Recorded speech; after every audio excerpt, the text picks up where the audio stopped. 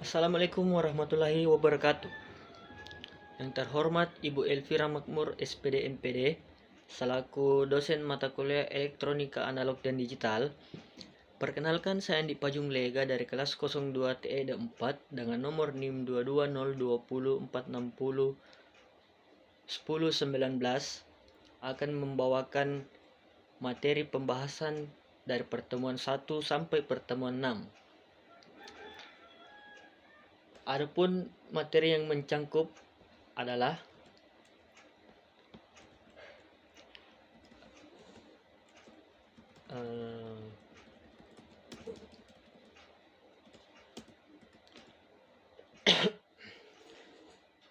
pertama, sejarah perkembangan elektronika.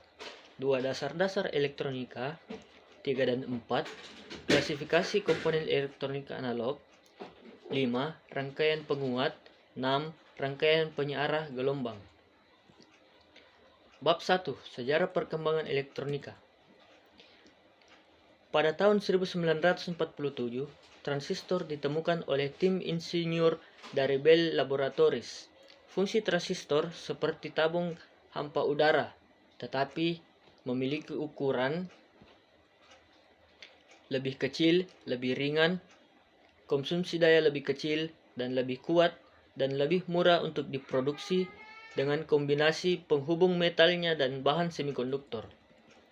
Pada tahun 1952, konsep sirkuit integrasi diusulkan pada Geoffrey W. A. Dahmer, seorang ahli elektronika yang berkebangsaan Inggris dengan Royal Radar Establishment-nya.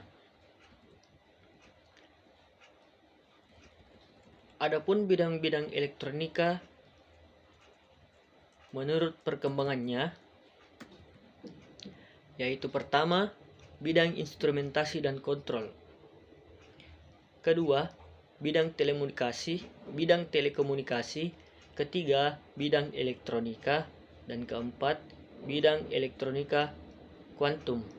Pertama, bidang instrumentasi dan kontrol berkecimpung pada peralatan seperti pengembangan alat ukur elektronik, instrumentasi, penelitian, dan alat proses data serta alat kontrol atau otomatisasi seperti sistem mikroproses untuk kontrol dan sebagainya. Di bidang telekomunikasi berkecimpung pada ahli informasi jarak jauh, baik menggunakan kabel maupun tidak. Bidang elektronika konsumer. Bidang ini berkecimpung pada produksi peralatan-peralatan kebutuhan umum seperti radio, televisi, perekam kaset audio maupun video.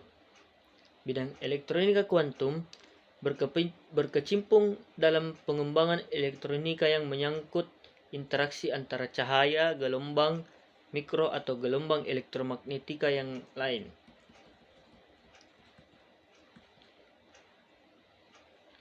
Adapun rangkaian-rangkaian elektronika, pertama rangkaian diskrit. Rangkaian diskrit ini hubungan antara komponennya melalui PCB, kabel atau solder. Kedua, rangkaian terpadu. Hubungan antara komponennya terpadu dalam suatu chip atau keping, pada umumnya silikon. Sistem elektronika ini terbagi lagi menjadi dua, yaitu elektronika analog dan elektronika digital. Rangkaian elektronika yang bersifat kontinu adalah rangkaian elektronika analog. Sedangkan yang digital dipresentasikan dengan satu dari dua macam kondisi, yaitu 1, high, aktif dan true, dan 0, low, non-aktif dan false. Selanjutnya, kita masuk ke pertemuan kedua atau pembahasan kedua, bab 2, yaitu dasar-dasar elektronika. Elektron dan proton.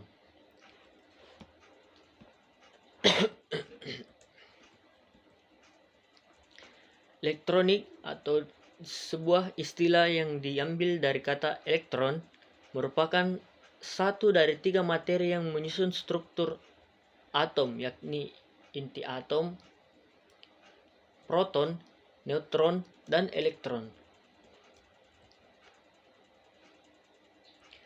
Proton bermuatan listrik positif dan elektron bermuatan negatif. Jika sebuah benda kekurangan elektron, maka benda itu dikatakan bermuatan positif. Akan tetapi, jika sebuah benda kelebihan elektron, maka benda itu dikatakan bermuatan negatif.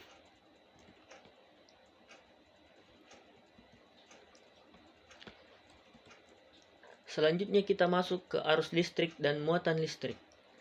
Arus listrik adalah kata arus berarti aliran atau gerakan. Arus listrik ini mirip dan dapat dianalogikan sebagai aliran listrik. Arus listrik mengalir melalui rangkaian kabel listrik. Baterai menghasilkan tekanan listrik disebut gaya gerak listrik. Tegangan listrik yang memaksa muatan listrik yang bergerak. Arus listrik mengitari suatu rangkaian listrik. Arus listrik yang mengalir mampu melakukan usaha untuk memutarkan motor listrik. Arus listrik ini mengalir dari potensi tinggi ke potensial rendah. Muatan listrik. Arus listrik akan mengalir pada suatu saat rangkaian membentuk loop tertutup dan ada beban listrik. Misalnya lampu atau pemanas yang tertutup dengan sumber listriknya.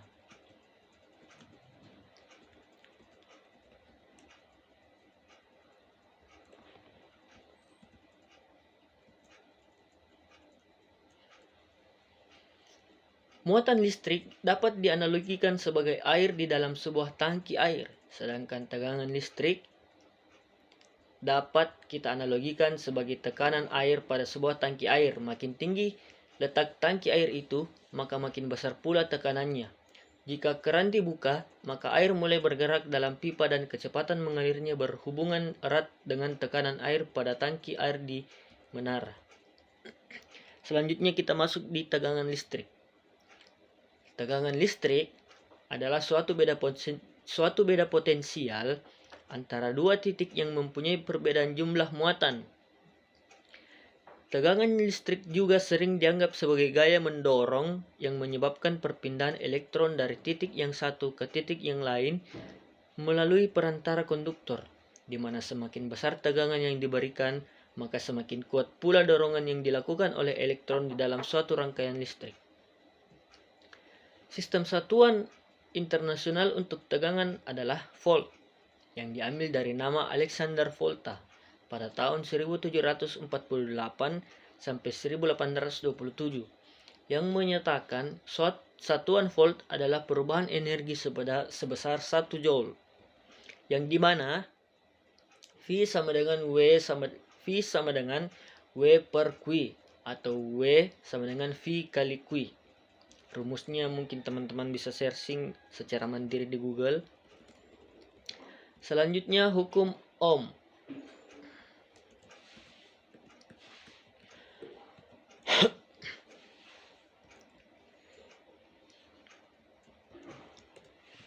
Hukum Ohm sangat sederhana dan sangat berguna untuk menganalisis suatu rangkaian listrik. Persamaan Ohm juga mudah digunakan untuk mencari tegangan, arus. Misalnya, ingin mengetahui arus listrik, tegangan listrik, atau nilai resistansi yang belum diketahui pada suatu rangkaian listrik.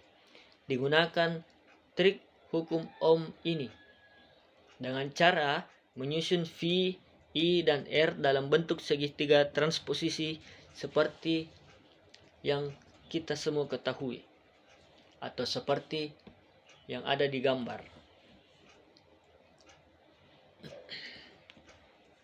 Selanjutnya, penghantar listrik. Penghantar adalah suatu benda yang digunakan dalam teknik listrik atau elektronika untuk mengalirkan arus listrik dari sumber listrik ke beban. Terdiri dari 3 jenis, yaitu konduktor, isolator, dan semikonduktor. Konduktor atau penghantar. Konduktor merupakan suatu bahan yang dapat mengalirkan atau menghantarkan listrik. bahan penghantar mempunyai banyak elektron bebas sehingga dengan mudah dapat dipengaruhi keadaan sekitarnya. Contoh-contoh bahan konduktor yaitu silver, gold, copper, steel, dengan seawater. Bentuk-bentuk bahannya yaitu jenis konduktor bentuk padat seperti arang, karbon, dan granit. Bentuk-bentuk kedua yaitu jenis bentuk cair.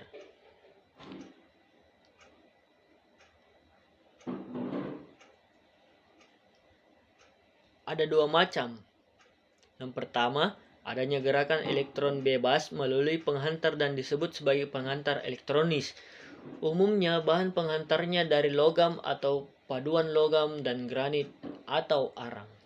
Kedua, penghantaran disertai oleh reaksi kimia dan oleh gerakan zat-zat melalui penghantar cair dinamakan penghantar elektronis atau ionis. Selanjutnya sifat-sifat konduktor. Sifat pertama yaitu daya hantar panas. Maksudnya kondisinya yang dapat menyatakan jumlah panas yang melalui lapisan bahan dalam waktu tertentu. Daya hantar listrik. Arus yang mengalir pada suatu penghantar akan mengalami hambatan dari penghantarnya. Sifat-sifatnya. Yang ketiga, koefisien temperatur tekanan. Dalam suatu bahan akan mengalami perubahan volume bila mana terjadi perubahan temperatur. 4. Daya elektrotermo. Daya elektrotermo dalam rangkaian listrik akan selalu mengalami perubahan pada setiap elektromotorik termo. Hal ini apabila terjadi perubahan kondisi suhu. Kelima, kekuatan tegangan tarik. Ini sebagai peranan yang sangat penting juga yakni digunakan apabila terjadi distribusian tegangan tinggi. Yang terakhir, koefisien suhu tahanan. 2. Isolator atau penyekat adalah jenis bahan yang sulit menghantarkan listrik. Kenapa demikian? Karena disebabkan oleh bentuk struktur atomnya. Elektron terikat kuat oleh protonnya. Elektron dapat terlepas dari ikatan intinya apabila tegangan dari luar jauh lebih besar dari daya tarik intinya, yaitu dengan memberikan tegangan listrik yang sangat tinggi. Bahan-bahan isolator yaitu rubber, glass, oil, diamond, dan drywood. Bentuk bahannya yaitu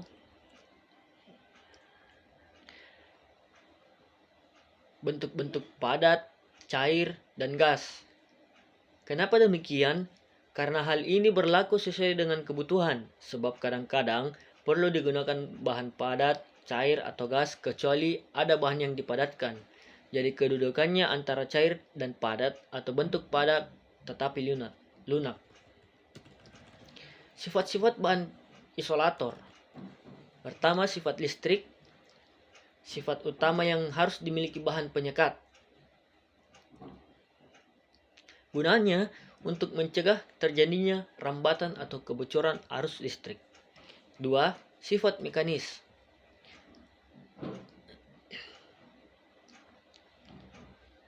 Diperlukan sifat mekanis dari bahan penyekat tersebut supaya dapat mengikuti gerak mekanis dari bahan yang disekat dan berapa kuat bahan penyekat tersebut. Ketiga, sifat termis. Sifat termis panas dari dalam yang ditimbulkan oleh arus gaya magnet berpengaruh pada penyekat. Demikian pula, jika panas dari luar yang mungkin timbul cukup tinggi, maka penyekat harus yang tahan panas. Terakhir, sifat kimia. Sifat ini maksudnya bila mana panas yang tinggi biasanya dapat merubah suasana kimia dari bahan penyekat. Demikian pula adanya kelembapan udara atau basa yang di sekelilingnya. Terakhir, semikonduktor. Suatu bahan yang tidak dapat digolongkan penghantar, tetapi tidak pula dapat digolongkan kepada isolator. Biasanya disebut dengan semikonduktor.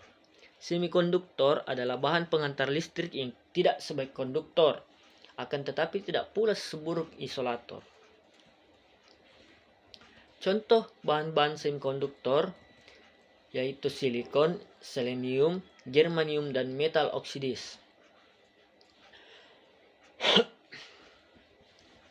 Tipe jenis semikonduktor. Pertama, N-type semikonduktor. Dikatakan N-type karena semikonduktor jenis ini pembawa muatannya adalah terdiri dari elektron. Elektron adalah bermuatan negatif, sehingga disebut dengan tipe N. Yang kedua, P-type semikonduktor. Dikatakan P-type karena sebaliknya, jenis semikonduktor ini kekurangan elektron, atau biasa disebut dengan hole. Ketika pembawa muatannya adalah hole, maka semikonduktor tersebut merupakan semikonduktor bermuatan positif. Makanya disebut P-type semikonduktor. Selanjutnya kita masuk ke materi pertemuan atau bab 3 dan 4. Klasifikasi komponen elektronika analog.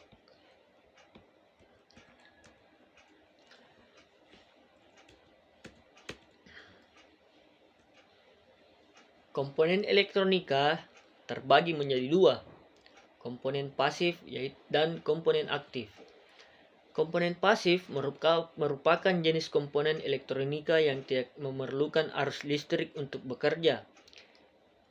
Tidak seperti komponen aktif, komponen pasif tidak bisa bersifat menguatkan, menyearahkan, dan mengubah suatu bentuk energi ke bentuk energi lainnya.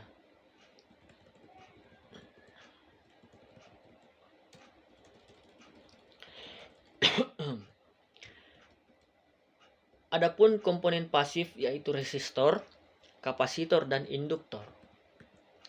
Resistor atau biasa juga disebut dengan hambatan adalah komponen elektronika pasif yang berfungsi untuk menghambat dan mengatur arus listrik dalam suatu rangkaian elektronika. Satuannya adalah ohm. Fungsi-fungsi resistor sebagai pembatas arus listrik, sebagai pengatur arus listrik, sebagai pembagi tegangan listrik, terakhir sebagai penurun tegangan listrik. Adapun jenis-jenis resistor yang dinilai tetapnya sama. Kedua, resistor yang nilainya dapat diatur. Ketiga, resistor yang nilainya dapat berubah sesuai dengan intensitas cahaya.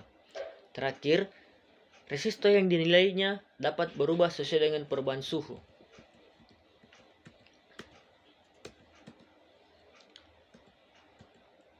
Kedua, kapasitor. Kapasitor atau disebut juga dengan kondensator adalah komponen elektronika pasif yang dapat menyimpan muatan listrik dalam waktu sementara dengan satuan kapasitansinya adalah farad.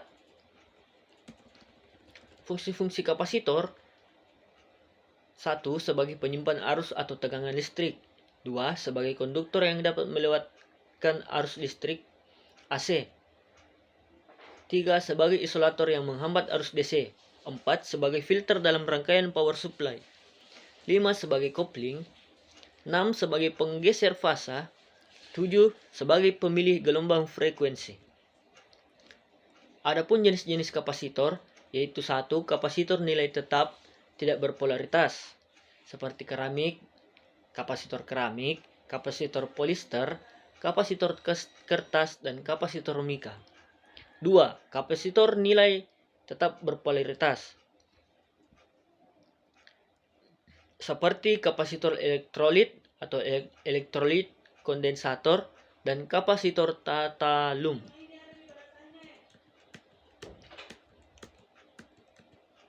Induktor. Induktor atau disebut juga dengan coil adalah komponen elektronika pasif dan berfungsi sebagai pengatur frekuensi, filter, dan juga sebagai alat kopel penyambung. Pada dasarnya, induktor dapat menimbulkan medan magnet jika dialiri oleh arus listrik. Medan magnet yang ditimbulkan tersebut dapat menyimpan energi dalam waktu yang relatif sangat singkat. Adapun fungsi-fungsi induktor: 1. Sebagai filter dalam rangkaian berkaitan dengan frekuensi. 2. Sebagai transformator. 3. Motor listrik. 4. Solenoid. 5. Relay atau speakers. 6. Microphone. telepon. Jenis-jenisnya ada dua, yaitu konduktor bernilai tetap dan konduktor tidak tetap. Kita masuk ke komponen aktif. Komponen aktif adalah komponen elektronika yang memerlukan arus eksternal yang dapat beroperasi.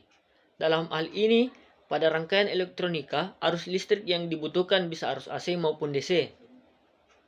Disebut aktif karena jika tidak dialiri arus listrik, maka rangkaian elektronik ini tidak akan bekerja. Ada empat komponen aktif, yaitu dioda, transistor, dan IC, dan saklar. Dioda adalah komponen elektronika aktif yang berfungsi untuk menghantarkan arus listrik ke suatu arah dan menghambat arus listrik dari arah dan hambatan arus listrik dari arah sebaliknya. Jenis-jenis dioda. Dioda biasa atau disebut juga dioda penyiarah. Kedua, dioda Zener. Ketiga, dioda emisi cahaya. Keempat, dioda foto. Kelima, dioda Schottky. 5, dioda laser. Transistor. Transistor adalah komponen elektronika aktif yang memiliki berbagai macam fungsi seperti penguat, pengendali, penyiarah, osilator, modulator, dan lain sebagainya. Transistor merupakan salah satu komponen semikonduktor yang paling banyak ditemukan dalam rangkaian-rangkaian elektronika.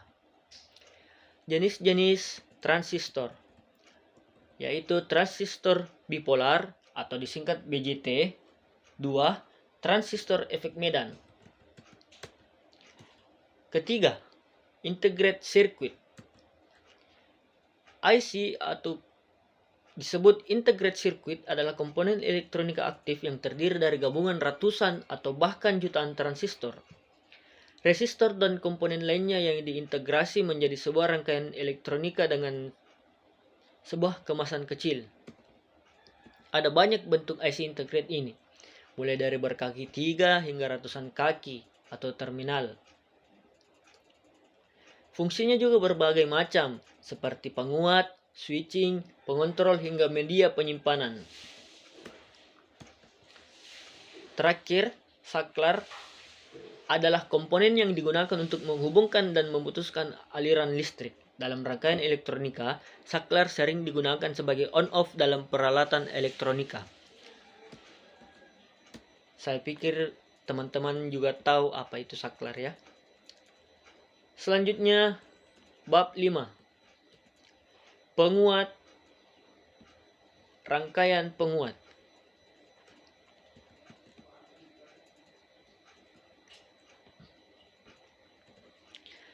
Rangkaian penguat adalah suatu rangkaian yang digunakan untuk menguatkan sinyal masukan. Rangkaian penguat biasanya dibangun dari sebuah transistor hingga beberapa transistor.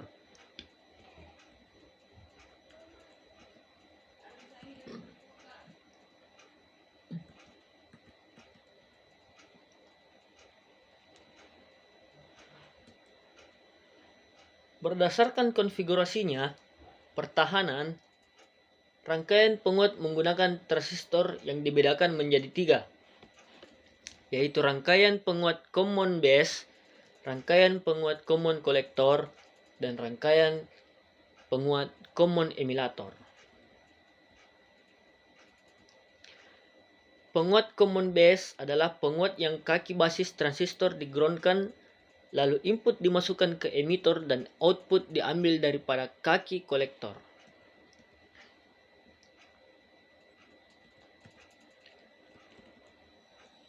Penguat selanjutnya adalah penguat yang kaki emitor transistor digroundkan, lalu input dimasukkan ke basis dan output diambil pada kaki kolektor. Yang terakhir, penguat common collector, di mana kaki kolektor transistor digroundkan dan ditanahkan, lalu input dimasukkan ke basis dan output diambil pada kaki emitor, dan penguat ini berkarakteristik sebagai penguat arus.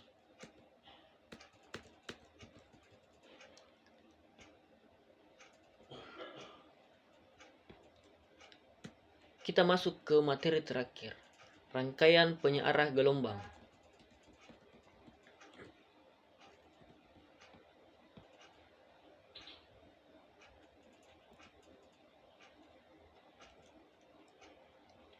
Rangkaian penyearah gelombang atau rectifier adalah rangkaian yang berfungsi untuk merubah arus bolak-balik arus AC menjadi arus searah.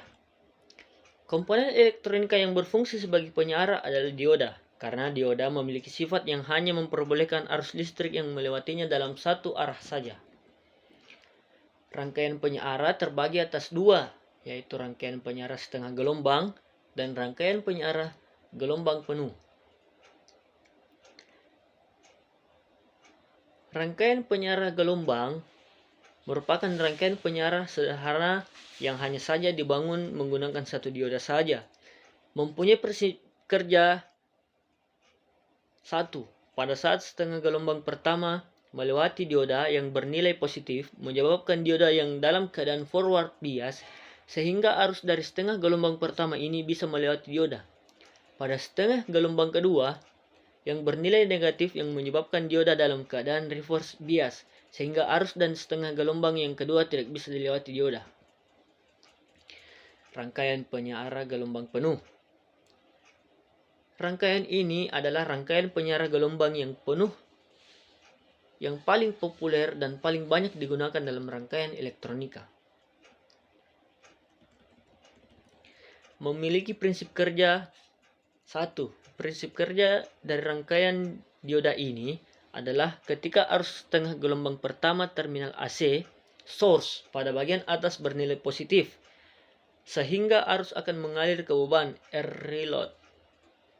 R-load akan melalui D2 forward bias, dan dari R-load akan dikembalikan ke AC source melalui D3. Maksud dari D2 dan D3 itu gambarnya ya. Teman-teman bisa cari prinsip kerja dari rangkaian penyearah gelombang penuh. Kedua, prinsip yang kedua, sedangkan pada setengah gelombang kedua, terminal AC source bagian bawah yang kini bernilai positif sehingga arus yang mengalir ke beban R-load akan melalui D4 forward bias, dan dari R-load akan dikembalikan ke AC source melalui D1.